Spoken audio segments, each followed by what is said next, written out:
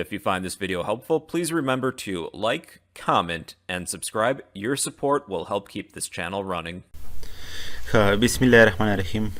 نن راځو په د ام اس اکسس په پاتې پراپرټي باندې خبره کوو. راځم یو ټیبل جوړوم. فرض کړئ زه دلته راځم او دلته لیکم آی ډي.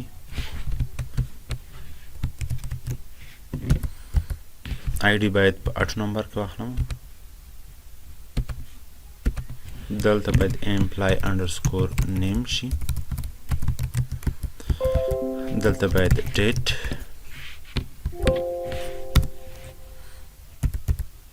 دلته باید سالري، دا باید په کرنسي کې واخلم او باقي بل پیډ اخلم. پیډ باید په یس نو کې واخلم او ورپسې یو بل څه ته به اړتیا وي. یس نو 8 نمبر، کرنسي، ډیټ، ټایم، نمبر. ښه، بل به په نمبرو کې واخلم. فرض کړئ چې دلته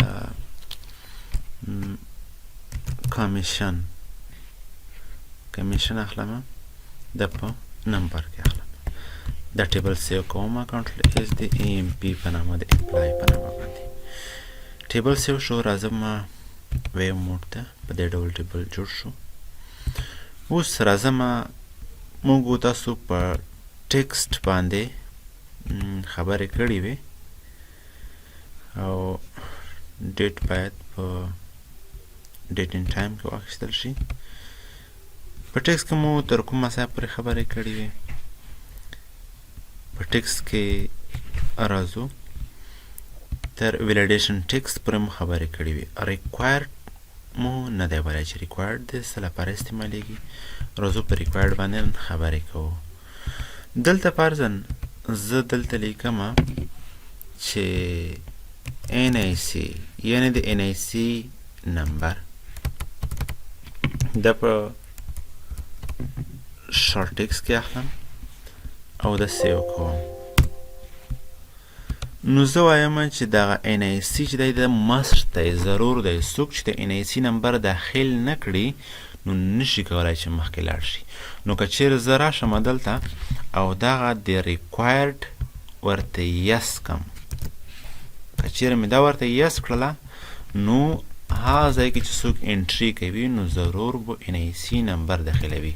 نو زه راځم، تاسې ګورئ زه دلته لیکم حمید او ډیټ کوم کال باندې او راځم سالري لیکم، دومره سالري، پیډ یس پیسې ورکړي دي، دومره کمیشن ده، ان آی سی. ګوره زه ان آی سی نمبر نه داخلوم او مستقیما بل سیل ته ځم. چې بل سیل ته ځم ما ته میسج راکوي چې یو مست انټر ا ویلیو ان د ای ام پی ان آی سی فیلډ. په ان آی سی فیلډ کې ضرور باید ان آی سی نمبر ولیکل شي. که ون نشي لیکل نو مخکې نشي تللی. که چیرې نمبر مو ولیکلو او بیا کولای شو چې بل سیل ته لاړ شم. او راځم بله انټري کوم. یس او دومره کمیشن او ان آی سی نمبر نه داخلوم. ګورئ ما پرېږدي کله چې ان آی سی نمبر داخل کړم بیا ماته اجازه راکوي. خو ګورئ یوه ستونزه شته. که چیرې زه بیرته لاړ شم او دغه زه ختم کړم بیا که بله سیل ته راځم هېڅ ستونزه نشته. ګورئ دوباره ختمیږي. زه وایم چې نه، باید دوباره د ان آی سی نمبر هم له منځه ولاړ نشي، ضرور باید ولیکل شي. نو د دې په خاطر راځم بیرته او دلته ان آی سی ته راځم. تاسو دلته وګورئ دلته مې ریکوایرډ یس کړی دی او دلته لیکل دي الاو زیرو لینګ یس. دا به نو کوي ورته. مطلب که یو څوک ورته یو نمبر ختموي ان آی سی والا باید که بیا بل سیل ته ورنځي اجازه دی نه ورکول کېږي. نو زه دلته راځم دا سیو کوم یس. اوس دلته راځم لیکم خان په نامه نفر دی او په دې تاریخ باندې ټوډے نن ورځ تاریخ باندې دی راغلی دی او دغه یې سالري ده او پیډ پیسې اخیستې دي یا نه وبښئ د پیډ مې اضافي ورکړی او دلته مې د کمیشن دی او دلته ما نمبر ولیکلو بیا بل سیل ته لاړم که بیرته راځم دا زه ختم کوم او بیا ترې ځم ګورئ ما ته بیا هم اجازه نه راکوي دا دویم چیک الاو زیرو لینک په اساس باندې که چیرې زه ولیکم بیرته ځم دا ختموم ختم یې کوم بیا ما ته اجازه نه راکوي یعنې چې ماست ضرور باید څه پکې ولیکې یو نمبر پکې ولیکې ما نمبر پکې ولیکلو زه وایم دغه میسج چې ما ته راکوي ګورئ دلته ما ته میسج راکوي زه وایم چې دغه میسج دې ما ته څه ډول راکوي دا میسج هم تاسو ورکولی شئ نو زه راځم دغه میسج ورکوم په خپله خوښه په پښتو باندې زه وایم چې ما ته د ویلیډیشن ټیکس کې دلته یو میسج راکوي پښتو باندې به یې ورته ولیکم دلته تاسو باید د NIC نمبر داخل کړئ یعنې تاسو باید دلته شی وکئ د NIC نمبر داخل کړئ کنټرول A سیو مې کړ او دلته راغلم دلته یو لیکم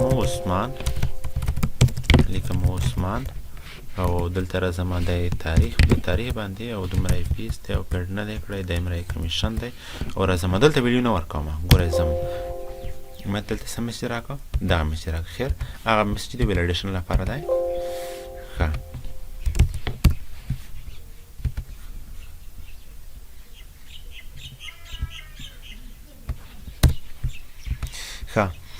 بل راځم د دې نه وروسته انډیکس ته انډیکس څه لپاره استعمالیږي انډیکس ګورئ دلته زه لیکم فرضاً چې تذکیره نمبر د تذکیرې نمبر ورکوم تذکیرې نمبر دلته په شورټ ټیکس کې اخلم او د تذکیرې نمبر خو ګورئ تاسو ته ډوپلیکیټ نشي یا فرضاً تذکیرې نمبر او یا زه دلته لیکم فون نمبر فور انډرسکور نمبر یعنی د موبایل شماره لیکم آیا د موبایل شمارې ډوپلیکیټ راتلی شي نه کنټرول A سیو مې کړه ګورئ زه دلته راغلم دلته د موبایل شماره لیکم موبایل شماره فرضاً دلته لیکم 0 اووه یولس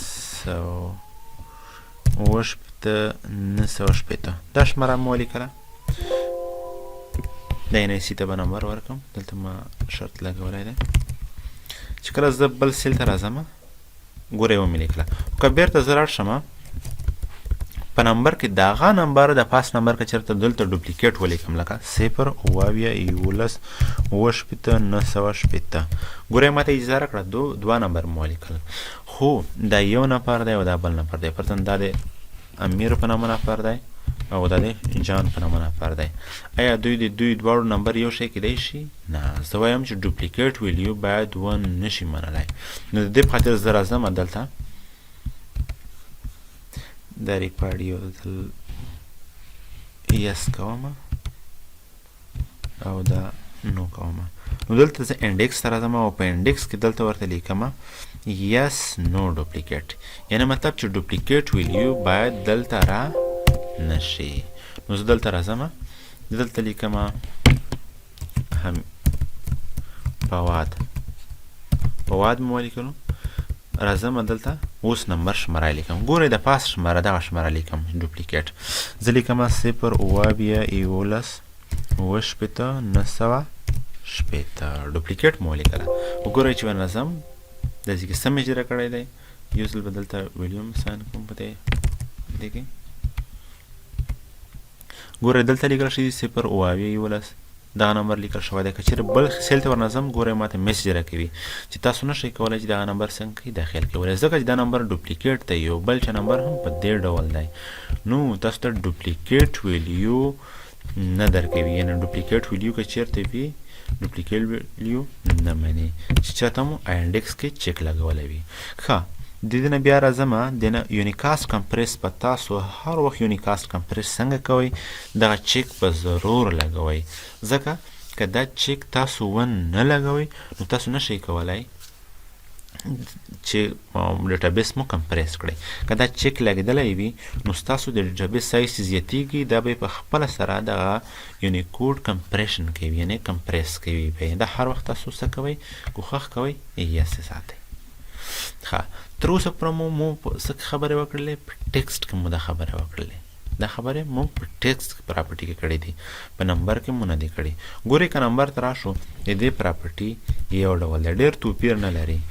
او په ټیکسټ کې پیلډ و، فارمیټ او دا ټول موارد پکې شته و. خالي یو څه چې اضافه دي هغه ډیسیمل پلیسز، دا اضافه دي. دا ډیسیمل څه په خاطر استعمالیږي دې ته وګورئ څنګه کار کوي. فرضاً زه دلته سالري اخلم، سالري، او دا په کرنسي کې اخلم. دا چې په کرنسي کې واخلم او دا رن کم، دلته ګورئ د ریال نه وروسته 3 خانې اشاریه ده 2 خانې. که چېرته زه غواړم چې نه دا د زیاته او یا کمه شي، دلته راشه او د ډیسیمل ویلیو څنګه کوي دغه کمه زیاته کوي. فرضاً زه غواړم چې 4 خانې اشاریه د ورسره راځي. اوس دا رن کم 3 خانې اشاریه ده 4 خانې. فرضاً زه دلته پیسې لیکم، دلته 4 خانې اشاریه سره څنګه کېږي دا ورسره راځي. که چېرې زه غواړم چې نه 2 خانې دې وي نو دلته راشئ ورته 2 یې کوئ. خو تاسو کوښښ کوئ اټو یا اتومات یې ساتئ. ښه، راځم یو بل ټیبل جوړوم. دلته لیکم آی ډي، اټو نمبر کې داخلم، امپلای انډرسکور نیم، دا په شارټ ټیکس کې اخلم او فرضاً دلته سالري لیکم،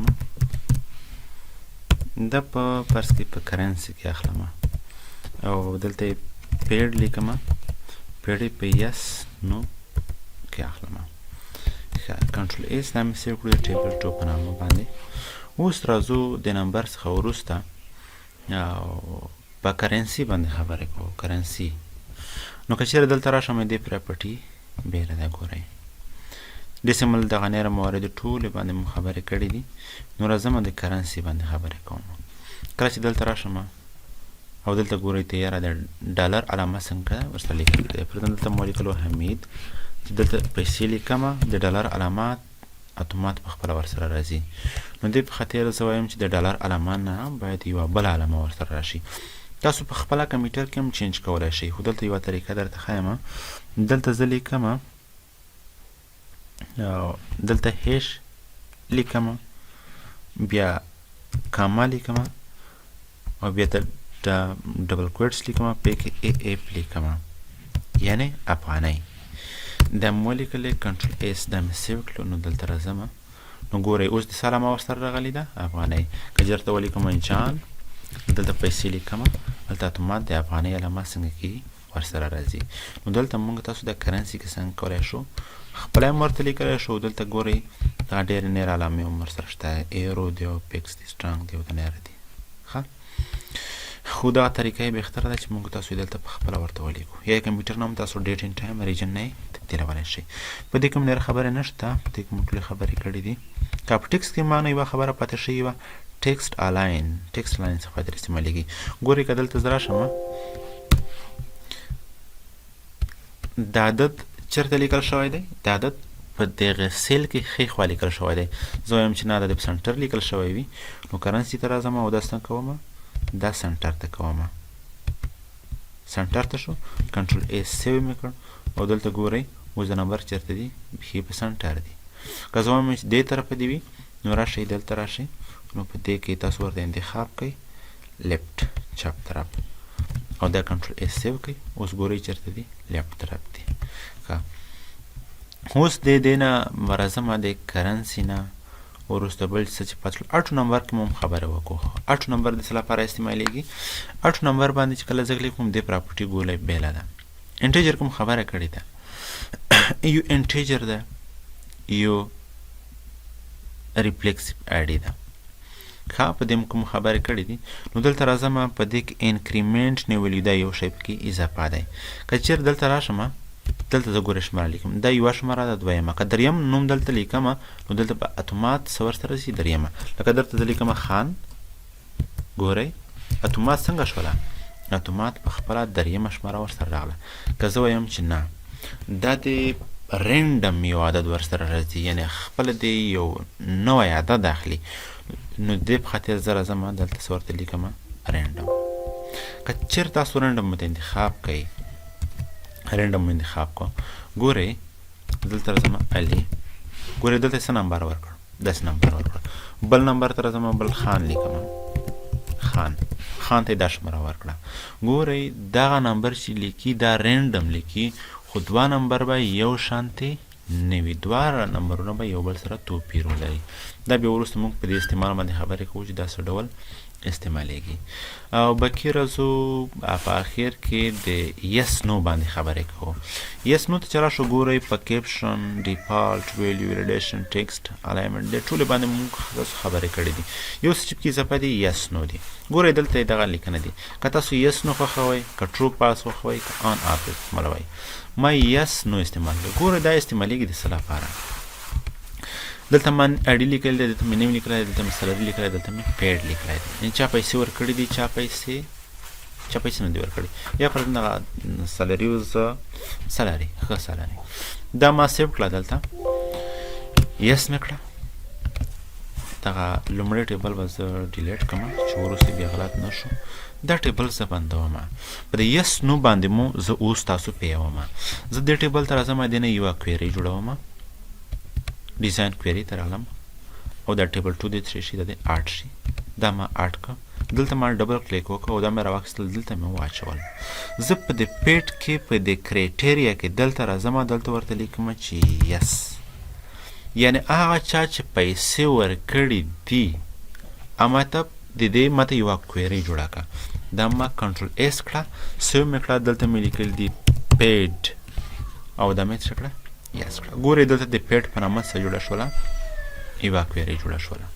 ښه، دې نه وروسته که زه دا کویري رن کړم، دلته یو ځل راځم، دلته ګورئ خان په نامونه پر څه کړي دي، پیډ یې کړی دی. بل زه چې علي هم پیسې ورکړي دي، نور کسانو پیسې نه دي ورکړي. نو کله چې تاسو دلته کویري ته راشئ، ګورئ کنټرول ایس کوم، دلته یو علي ورکړي دي پیسې، یو دلته د نفر ورکړي دي، یا د نفر نه یو نوي کسان دلته اساین کوم. امیر په نامه نفر دی، دې هم پیسې ورکړي دي. دلته لیکم جواد، دې هم څه کړي دي، پیسې ورکړي. کنټرول ایس سیو مې کړو او کله چې دلته راشم کویري ته، کویري رن کړم، تاسو ګورئ جواد، امیر، خان ټول څنګه کړي دي، په خپله راغلي دي.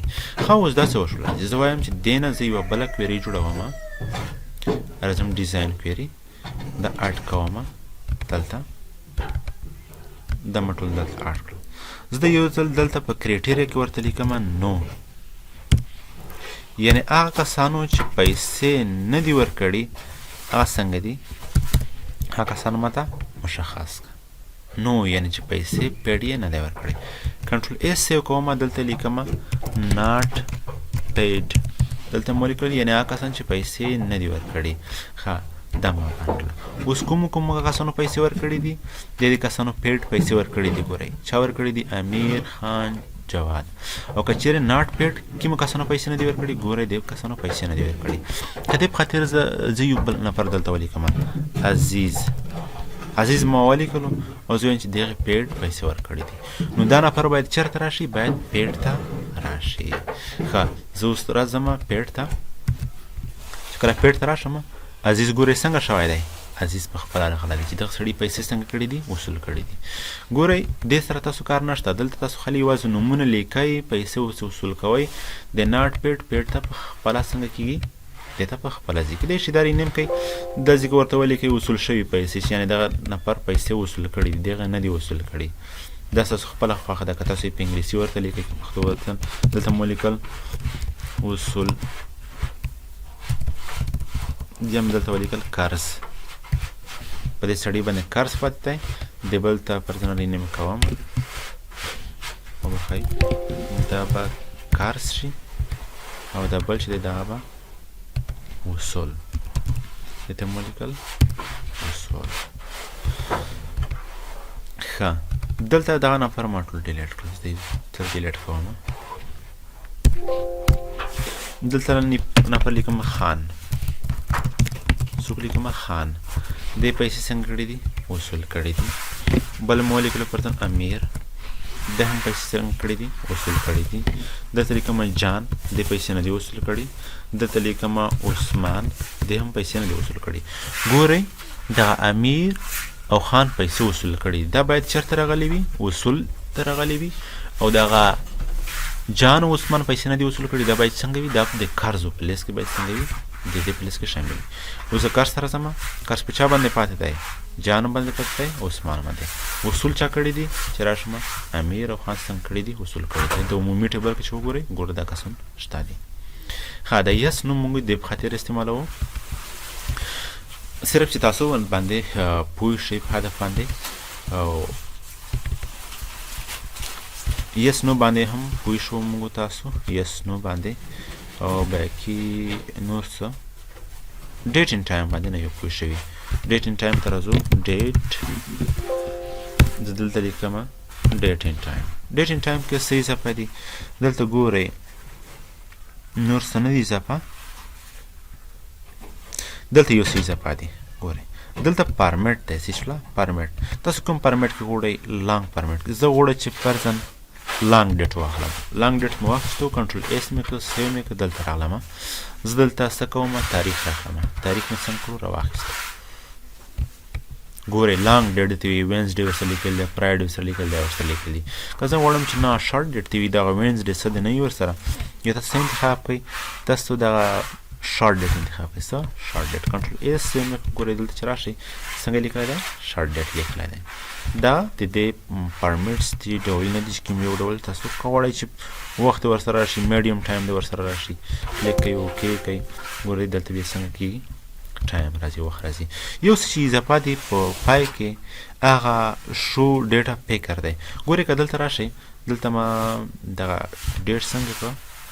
دا ډیټ ما شارټ ډیټ واخیسته. دلته راځم، دلته اوس تاریخ لیکم. څه لیکم؟ تاریخ. تاریخ دلته لیکم، دلته وینئ دغه یوه علامه ورسره ده د جنتري. که په دې باندې کلیک کوم نو باسنۍ سره دلته څنګه کولی شم؟ کال ورته لیکلی شم، یا کیدای شي ټوډے نن ورځې تاریخ ورته راواخلم.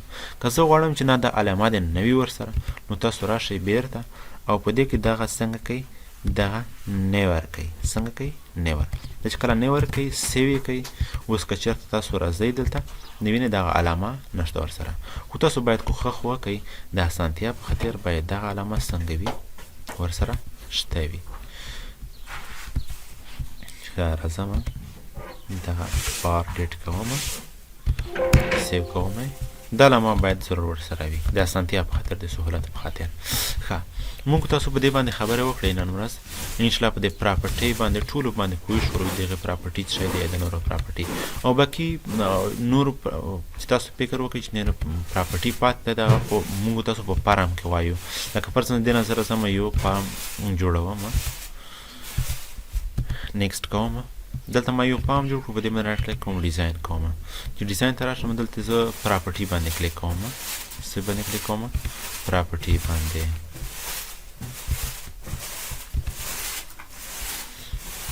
دلته پراپرټي شته ده، پراپرټي شیټ. پراپرټي شیټ باندې کلیک کړئ. ګورئ دلته ډېرې خبرې پاتې دي. فارمیټ کې دومره خبرې پاتې دي، په ډیټ کې او په ایونټ کې، په ادر کې او په آل کې. دا ټول انشاءالله دلته به په دې باندې خبرې کوو، باقي موارد باندې. د خدای په امان.